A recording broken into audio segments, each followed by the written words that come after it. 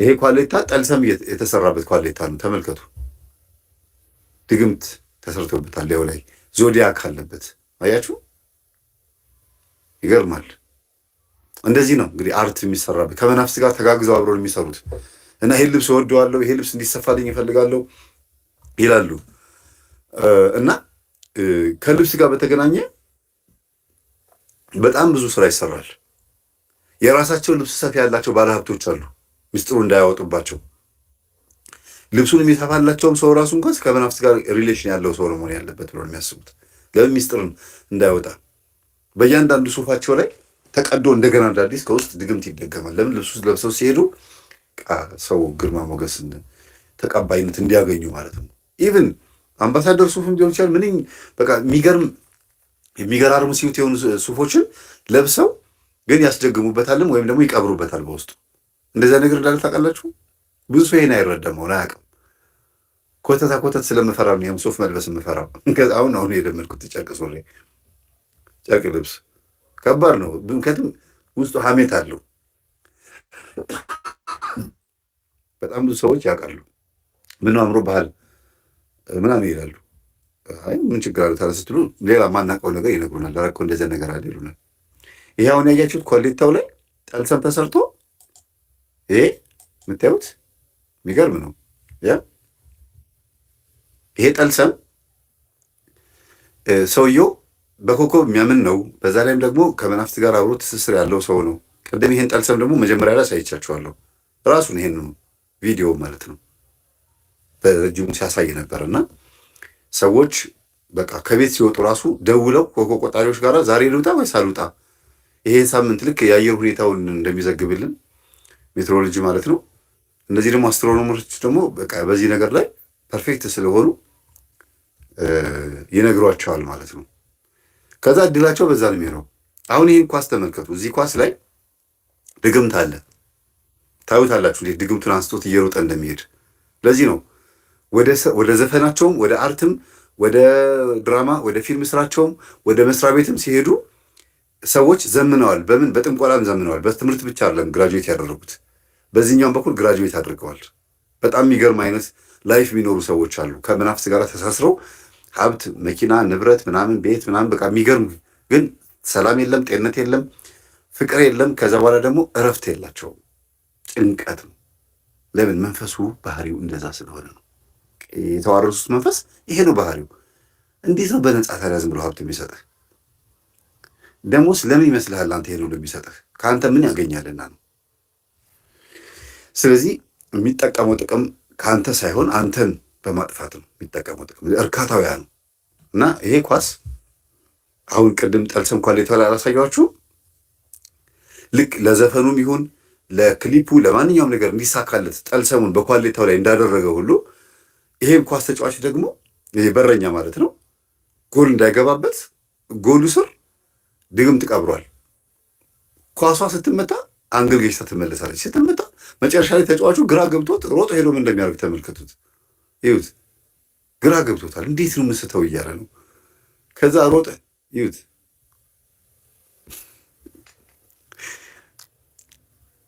ተመልከቱ። አወጣትና ሮጠ። ሊይዙት ሲሉ በረኛውን ያባረረው ሰጣቸው ለአሰልጣኞቹ። እንዲህ ናትና ይሄ ነው ለካ ጎል ባይዘዌ እንትኖች ይኸው ገባ። ኳሱን ሲወስደው ገባ። እንትኑ ድግምቱን ሲወስድበት ህንዶች ኳስ እንዳይጮሁ የተከለከሉት ለዚህ ይመስለኛል። የሉም አይደል? የዓለም ዋንጫ ላይ ምናምን አይሳተፉም እኮ ምክንያቱም ኳሷ ስትለጋ ነው። ስሰማ ታሪክ መቼም የዛን ጊዜ ልጅ ነበርኩ። ስትመጣ በረኛው ኳሷ 4-5 ሆና ትታየዋለች። ወደ የትኛዋ ሄዶ የያዛት እዚህ ሲል እዚህ ይገባበታል። እና ከህንዶች ጋር ሁለተኛ እንጫወትም ተናገሩ። ኳሷ ስትመታ ትሰለባለች ሁሉ እንደ መታቱ ላይ አትታይም። እና ህንዶች በጥንቆላ አንደኛ ስለሆኑ እንደዚህ አድርገዋል ይባላል። ለዚህ ነው ብዙ ጊዜ ህንዶችን ኳስ ውስጥ ማናቸው። ሀገራቸው ላይ በፊልም ላይ ምናምን ይጫወታሉ። ፊልሞቻቸው እነ ሻሩክ ምናምን ይጫወታሉ። ችግር የለውም። ግን ለዓለም የሚበቃ ለዋንጫ የሚበቃ ነገር የላቸውም። እስቲ እንድድገምላችሁ ይህን ቪዲዮ። አሁንማ ሲያገባ ነው። ቆይ ይኸው ሲስት ግራ ተገብቶ ድግምቷን ቆፍሮ አወጣት። እንዴ አፍሪካውያኖች አልኳችሁ እኮ ድግምትን እንደ ኖርማል ነገር የሚወስዱት ያውቀዋል። እነዚህኞቹም አውቀዋል። የሆነ ነገርማ አድርጎብኛል ይላሉ። እኛ ጋር አሁን ድግም ተደግሞ ብያል ሲባል እንደዚህ ብለህ ለምን ታስባለህ? ይህ እኮ በቃ እንትን ነው የሌላ አስተሳሰብ ነው ይላሉ። አንዳንድ ሰዎች ተራቀቅን ብለው ዘመንን ብለው መደፈን ነው ይሄ። እንዲያው መጠንቀቅን የመሰለ ነገር የለም። ያው ስለሚያውቁት ቆፍሮ አወጣበት። ለምን ሮጦ ተከተለው?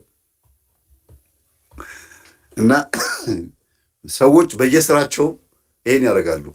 በየመስሪያ ቤቶቻቸው ሆቴል ያለው ኢቭን ሆቴል አስተናጋጆች፣ ይሄን ትምህርት የምታዳምጡ የሆቴል አስተናጋጆች በእጃችሁ የሚሰጣችሁ ሳህን፣ የምትይዙት ፎጣ እንደሚደገምበት ታውቃላችሁ። የሆቴል ባለቤት የነገረኝ ንስሓ የገባ ሰው የትኛውም ሆቴል ላይ እንደው እግዚአብሔር የረዳቸው አንዳንድ ንጹሐን ካልሆነ በስተቀር ፎጣው ላይና ሳህኑ ላይ ይደገማል። ሰው የሚያስተናግዱበት ላይ ሄዶ ጠረጴዛ ስለሚወለውሉበት ምንም ሳይቆሽሽ ጠረጴዛው አስተናጋጆቹም ለምዶባቸው ይሁን አላውቅም፣ ብቻ ተነግሯቸው አይታወቅም። እንትኗን ሳህኗ እንደዚህ ያዙና ምን ልታዘዝ ምናምን ብሎ እየወለወሉ ነው የሚሰሟችሁ። ማኪያቶ ጁስ ወይም ደግሞ እንትን በየአይነቱ ምናምን ስትሏቸው እሺ ምን ብሎ ንጹህ ጠረጴዛ እንዲወለውሉ ይሄዳሉ። ምን ብለው እኮ ነው። እና አንዳንድ ጊዜ መንቃት ጥሩ ነው። ሁሉም ቡቲክን ብትሄዱ እንደዛ ነው። ጠዋት ተነሳችሁ ለሊት ሲጨፈርበት የነበረ ናይት ክለብ ጠዋት ተነሳችሁ በዛ በሆቴሎችና በመስሪያ ቤቶች በር ስታልፉ የሚገርም መዝሙር ይከፈታል፣ ሳር ይጎዘጎዛል፣ እጣን ይጨሳል፣ ቀበልቾ ድኝ ምናምን ሊሆን ይችላል፣ ስራ ስር ይጨሳል በየበሩ ላይ። ቤቱን ጠረን ለመቀየር ነው በሚል ነው፣ ተወልሎ ተጠርጎ ነው በሚል ነው። ግን አይደለም። ብዙ ኮተት አለ። እዚህ ቦታ ገብተህ ጠጥተህ ጨፍረህ ተጫውተን ብለህ ወደ ቤት የምትመጣ ወደ ሚስትህ አጋንንት ይዘህ የምትመጣው። ከዛ ደግሞ ያው ነው ደግሞ የምትወልደውም ልጅ ደግሞ ልክ እንደዛው ነው የሚሆነው።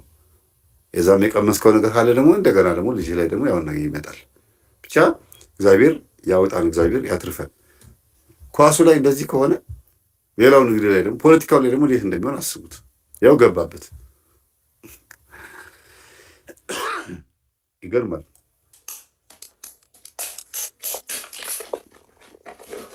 ይሄ ድግምት ይሁን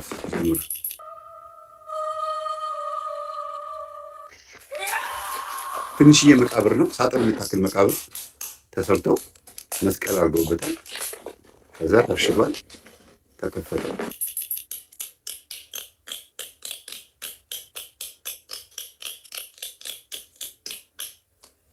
ታስቦበት የተደረገ ነገር ነው። ከዛ መታነቂያ ገመድ ሲወጣ መታነቂያ ገመድ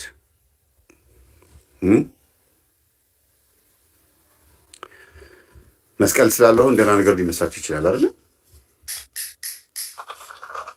አሁን የነሱ አንብበውት ምናልባት በውስጡ ጥሩ ነገር ሊገኝ ይችላል። ወይ አንድ የሆነ ነገር የተፈጸመበት ወንጀልም ሊሆን ይችላል። ወይ የሆነ ቅዱስ ወይ የሆነ ሰማዕት እንትን ተሰውቶበት ይችላል ሊሉ ይችላሉ። ግን አይደለም። ተመልከቱ። ይህ አስማት የሚሰራባቸው ናቸው እነዚህ እቃዎች። ያው የጥንቆላ እቃዎች ናቸው። እየከፈተው ነው። ሰዎቹ አንፈልግም ብለው ኖርዶ ነው የሚለው لا تحسب أن ተባክ ያንተን ድምፅ አንፈልግ እና ይሄ የመታነቂያ ገመድ ቅድም ያያችሁትን አንድ ነገር ልንገራችሁ።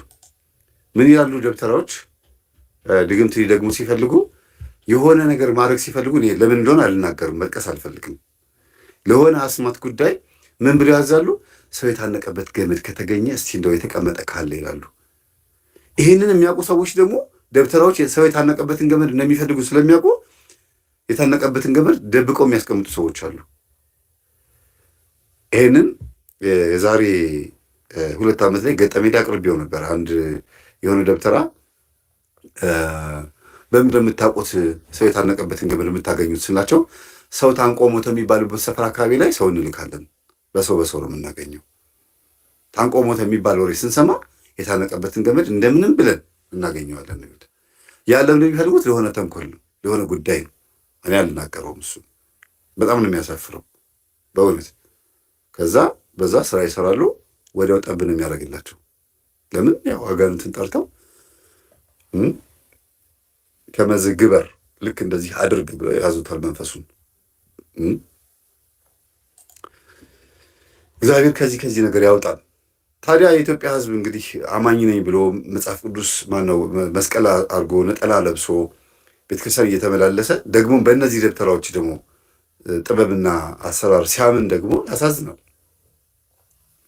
ወንጌል ወንጀል ሆኖበት ወንጀሉ ደግሞ ጥበብ ሆኖለት የሚኖር ሕዝብ ሆኗል። ያው የታነቀው ሰውዬ ይሄ እዚህ ጋር የምታዩት ምናልባትም ተደግሞበት የተቀበረ ሊሆን ይችላል። ለምን ይሄንን ገመድ ከሆነ ሰው አምጥቶ የሆነ ሰውዬ ስሙ ተጽፎ እዚህ ቦታ ላይ ተቀብሯል ማለት ነው። የሆነ ሰው እድል እዚህ ውስጥ አለ።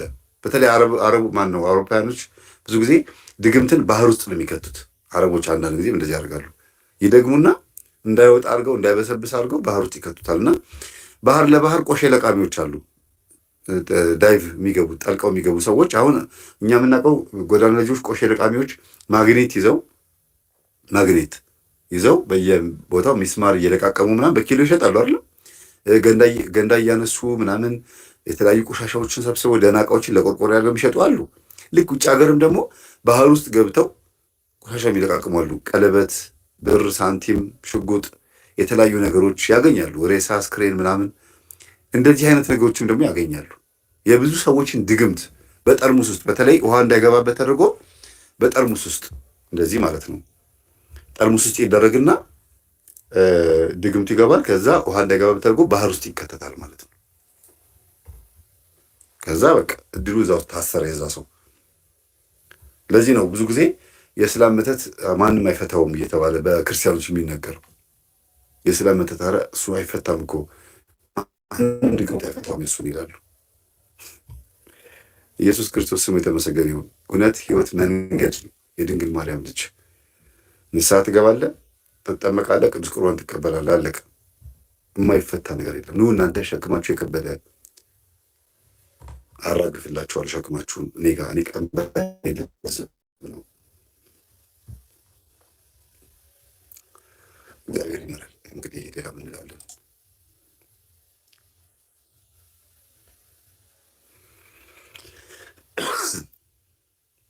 ቀጥሎ ደግሞ የምታዩት ይሄ ድግምት የተደገመበት አሻንጉሊት ነው። ቁልፍ አንገቱ በክር ተተብትቦ ተመልከቱት። ቁልፍ እጁ ላይ አለ። ቁልፍ እግሩ ላይ አለ። እግሩ በፕላስተር ተይዞ ቁልፍ አለ። በጣም ይገርማል። እጁ ላይ ቀኝ እጁ ላይም አለ። ደረቱ ላይም ደግሞ መርፌ ቁልፍ ተሰክቷል። ደረቱ ላይ ልቡ ላይ ቁልፉ መክፈቻዎቹ ተደርገዋል። ስዕልም ተስሎበታል። ቁልፍ አስደግፈው ሰርተውበታል። ክሮች አሉ ይታያሉ። ከዛ ፊቱን ደግሞ በጣም ይገርማል። ፊቱን አላየነውም። ፊቱን አላየነውም። እና ይሄ የሚያሳየው እድልን ነው። እድልን አንድን ሰው ለመስለብ እድሉን ለመውሰድ ወይም ደግሞ ለመቆለፍም ሊሆን ይችላል። እጁ ላይ ያለውን ቆልፈውታል። እጁን ስበረው ወይም ደግሞ እጁን ቢዝነሱን ዝጋበት፣ ቆልፍበት ሊሆን ይችላል። ይሄ አሻንጉሊት የሆነ አዋቂ ሰው ድግምት ሲሰሩ ነው ይሄን የሚያደርጉት እና ፎቶን ላዩ ላይ ይለጥፉታል። ያ የሚደገምበትን ሰውዬ ከዛ ስሙም ይጻፋል። ይህ ሁሉ ተደርጎ ከዛ ሲወረወር ወይም ሲጣል ወይም የሆነ ቦታ ሲቀበር የሚሰራው ስራ ልክ እንደዚህ ይቆለፍበታል። ልቡም ቁልፉም ሁሉ ነገሩ እንዳለ ይያዝበታል። ፊቱ ራሱ ታሽጓል። አይታችኋል? ፊቱ በፕላስተር ታሽጓል። በፕላስተር ታሽጎ ተመልከቱት። ቁልፍ ተደርጎበታል። ሁሉም ቁልፎች ደግሞ በገመድ ታስረዋል። ክታብ አለው። የሚገርም ነው። አይ ሰው ታዲያ መጸለይ አይገባንም? መስገድ አይገባንም? ማን እንደዚህ እንዳደረገ እንዴት ልናቅ እንችላለን? አድርጎብኛል ብለን ማሰባችን እንደሆነ እንደሚያስፈራ ነገር እንዳትቆጥሩት። ይሄ ነገር የተደረገባቸው ሰዎች ራሱ በቡዳ ካዩን ይሄው መንፈስኛ ጋር መምጣቱ አይቀርም። በዚህ አይነት ድግምት ውስጥ ያለፉ ቤተሰቦች ውስጥም ካለፍን ምናልባት ይሄ ድግምት ተደግሞበትም ከሆነ ባለቤትሽ ስታገቢው ከአንቺ ጋር ትዳርሽ ላይ ሁሉ ነገር ይቆላለፍበታል። ሚስትህም እንደዚህ ከሆነች ይቆላለፍባታል። ሁሉ ነገር ይዘጋጋባቸዋል ማለት ነው። በዚህ ነው እኮ ማን ምን እንዳደረገ እንዲህ አይነት ድግምት በማን በኩል እንዴት ብሎ እንደመጣብን አናውቅም። የልደት ድግስ ተደግሶ አንድ ጊዜ እንግዶች ጠራች። አዲስ ተከራዮች ናቸው። ጠራቻቸው። ጉርብትና መጥራት ጥሩ ነው፣ ግን እነዛ ሰዎች ደግሞ ሰው ድግምት ያደረገባቸው ሰዎች ነበሩ። ይቺ ልደት ድግስ የጠራችው ሴት ፕሮግራም ካለቀ በኋላ ማታ ስትጸልይ ተያዘችው መንፈሱን። ማነህ? ከየት የመጣኸው? እንደዚያ ነገር የምታሳየኝ ይሄ ነገር የመጣኸው አንተ ማነህ? ሲጋራ ስታጨስ የምትታየኝ አለችው። አሁን የመጣሁት ከጎረቤት የመጣሁት አላት። አሁን ከመጡት ከአዲሶቹ? አሁን እንዴት? በቃ እኔ እንደዚህ በቡዳ በልቻቸዋለሁ፣ እነሱ ቤት በዚህ መልክ ገብቻለሁ አለ። ያየችው ሰውዬ እኮ ሌላ ሰው ነው። ከሄድ የመጣው ስትለው ከጎረቤት ነኝ። የሌላ ሰው መንፈስ በእነዛ ሰዎች ላይ አድሮ መጥቶ እዚህ ቤት ደግሞ በቡዳ መልክ ገብቷል። ትንሽ ጸጉር አላት ልጅቷ፣ ጸጉሯ በጣም ያምራል። በቃ በዛ ገብቶላታል። ግን ትሰግዳለች፣ ትጸልያለች። በመሰረቱ የምትሰግድ ምጸል የሆነ ጸጉሯን ማሳየቷም አንድ ነገር ነው፣ ድፍረቷ እና መንፈስ ቤት በኩል እንዴት እንደመጣብን አናውቀውም ልል ፈልጌ ነው። እና ይሄ የተቆላለፈበት ላይፍ ያለበት ሰው በእናንተ ህይወት ውስጥ አንድ ቀን ይመጣል። ይሁት ምን እንደሚያደርግ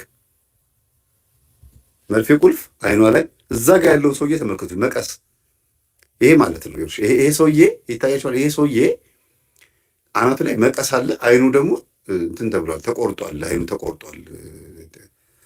እዚህ ጋር ደግሞ ይቺም ደግሞ መቀስ አለባት። ግን የእሷ ደግሞ ለየብቻ ነው አይኗ የተቆረጠው፣ ለየብቻ።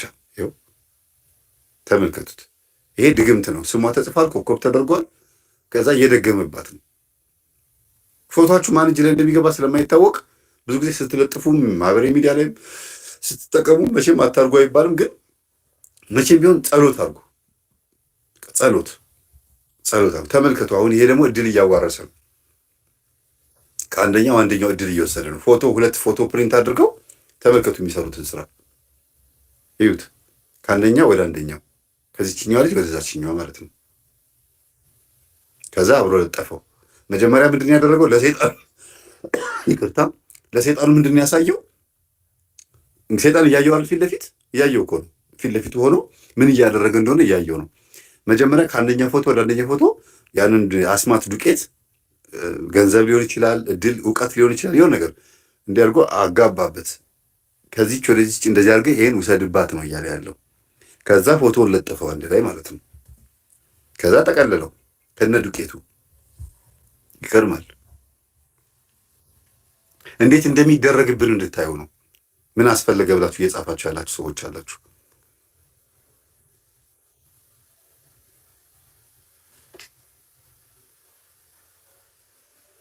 አያችሁ?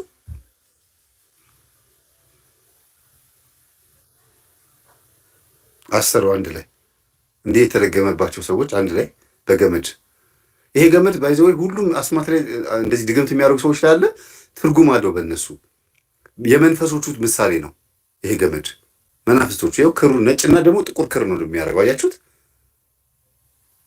ነጩ የማን ነው? ያስደጋሚዋ ነው።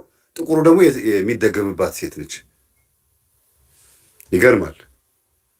እና እንደዚህ አድርገው ሪፕሬዘንት አድርገው ሰይጣኑ እንዲመለከት አድርገው ይልኩታል። ተልኬ ነው ምናምን ጸበል ላይ የሚጮኸው ይሄን እየተደረገ ነው። እውነት አይደለም እንደዚህ የት ሲያረጋየ ምናምን ትላላችሁ። ይኸው በተግባር ነው የሚፈጽሙት። እነዚህ ቀርጸውት እንደ ጀብድ እየቆጠሩት ነው። ለነገሩ የእኛ ሀገሮቹም አለሞቼ ንግቡ ለእናንተ ነው ይሄን የቀረበው ንግቡ እያላል በአማርኛ ሲደግም የነበረው ደብተራው ያወራዳ ደግሞ ይዝታል እኮ ቲክቶኩ ላይ ደግሞ እንደዚህ ያደረጋችሁኝ ቆይ ሰራላችኋለሁ ይላል። ደግሞ የመድኃኒዓለም ስራ ያውቅ። የሚገርም ነው። በጣም የሚያሳፍር ነገር ነው። እና እንደው እባካችሁን ብትችሉ ቤታችሁን በድርሳነ ሚካኤልም ሆነ በመልካ ኢየሱስ ጸበል አስረጩ። እውነቴን ነው። ሰይፈ መለኮት ሰይፈ ሥላሴ አስጸልያችሁ ጸበል አስረጩ። ንስሐ አባቶቻችሁን ጠርታችሁ ዝክር የሚዘከር ከሆነ ጸበል ጻድቅ ካለ ጽዋ ካለ የዛን የታቦቱን መልካ መልክና ድርሳን ከሆነ ድርሳን፣ ገድል ከሆነ ገድል ጸልያችሁ ቤታችሁ ጸበል አስረጩ። ባለበት እንዲከሽፍ ተቆፍሮ እንዲወጣ አትጠብቁ። ኬትም የትም ባለበት እንዳለበት መርዝ እንዲሆን ነው ማነው አመድ እንዲሆን ማድረግ ያለባችሁ። መርዙ ባለበት ምንም ጎርጎሮ ማውጣት ከወጣ ሰየው ነው፣ የህሊና ረፍት ነው። ወጣ የሚለው ስሜት ይሰማችኋል። ከዛ ውጭ ግን ከምትጨናነቁ ቤቱን ጸበል ማስረጨት፣ ከዛ ሰላም እንቅልፍ መተኛት፣ ማመን፣ ዝም ብሎ ማመን። በቃ ቤቴ ውስጥ ጸበል ተረጭቷል፣ የቤቴ ውስጥ ያለው ሰይጣን ተመቷል፣ ኢየሱስ ክርስቶስ ጠላቴን መቶልኛል ብላችሁ ማመን ብቻ ነው የሚጠበቅባችሁ። ከመሬት ተነስቶ ማመን፣ ምክንያት አያስፈልግም። ላይወጣ ይችል ይሆን ላይያዝ ይችል ይሆን ድንገት እዛ ጋር ስላልተረጨ እዛ ጋር ይደበቅ ይሆን የሚባል ነገር የለም። በቃ ዋናው እምነታችሁ ነው። ይሄ የምታዩት ችሎታውን እያሳየ ነው በተዘጋ ጠርሙስ ውስጥ ቅድም እንዳልኳችሁ። እና እቺ የምትሽከረከረው የምታዩት አሻንጉሊት አስማት ነች። ምትሃቱን እያሳየ ነው። ዙሪያውን የክታብ ማዕት አስሮበታል። በጠርሙሱ ላይ የተቋጠረ ነገር ብዙ ነገር ዶቃ ምናምን ነገር ዛጎል ነገር አስሮበታል። ከዛ ውስጥ ያለችው ትሽከረከራለች። በአስማት ነው እንደዚህ የምትሽከረከረው። ይኸው ዛጎል አናት ላይ አስሮበታል። እንደ ችሎታ ነው እያየው ያለው። እና ይሄንን ደግሞ እዛ ይሽከረከሩበታል። ሜዳቸው ላይ ደግሞ እንዲህ ያሉ እየተገለባበጡ ይችኑ ይሽከረከሩበታል። እና ተመልከቱ፣ ይሄ እንደዚህ አይነት ቦታ ላይ አሁን መተት ይቀበራል ብሎ የሚያስብ ሰው አለ? ማን ነው የሚቀብረው እዚህ ቦታ ላይ? ይሄን ፊኒሽንግ ስራ የሰራው ሰው ማን አዞት? ጎረቤት ሊሆን ይችላል፣ ዘመድ ሊሆን ይችላል፣ ቤተሰብ ሊልሽ ብላ የመጣች ሴት ትሆናለች፣ አንድ ሰው ሊሆን ይችላል። ከዛ ያው ይሄ ሲነሳ ውስጥ የተወሸቀውን ይሁት አዲስ ነገር ነው የተነቀለው። አይታችኋል። ማን ያስባል አሁን እንደዚህ ነገር ገጠሜ ደቅልበል የዛሬ 4 ዓመት ቤቱን ሲሰራ ምን ነገር ተፈንቅሎ እንደወጣ ከቤት ውስጥ እንዲያውም ራሱ ነው የቀረበው ሰውየው፣ ወንድማችን ራሱ መሐንዲስ፣ አንድ ኢንጂነር አቅርቤ ያልነበር የዛሬ 3 ዓመት ነው 4 ዓመት። እና ማን ያስባል አሁን እንደዚህ ነገር ተፈንቅሎ ይሄ ነገር ተከፍቶ እንደዚህ ይገኛል ብሎ ማን ያስባል? ጠብቁ ቤታችሁን ምለው ለዚህ ነው። ቤቱን ጸበል አስረጩ ምለው ለዚህ ነው። አዲስ ቤት ስታሰሩ የምትጠራጠሩት ነገር ካለ ጸበል ማስረጨት ነው፣ ቼክ ማድረግ ነው። ብዙ ጊዜ ቤቱን የሚሰሩ ሰዎች ያስጠቋቸዋል፣ ያስጠቃሉ። በጣም የሚያስጠቁት ከጎረቤት ገንዘብ ይቀበላሉ። ስንት ነገር አለ የምንሰማው። እግዚአብሔር ቤታችንን ከአጋንንት እስራት፣ ህይወታችን፣ ኑሯችን፣ ሁሉ ነገር ይፍታልን። ሌላ ምንም ልል አልችልም።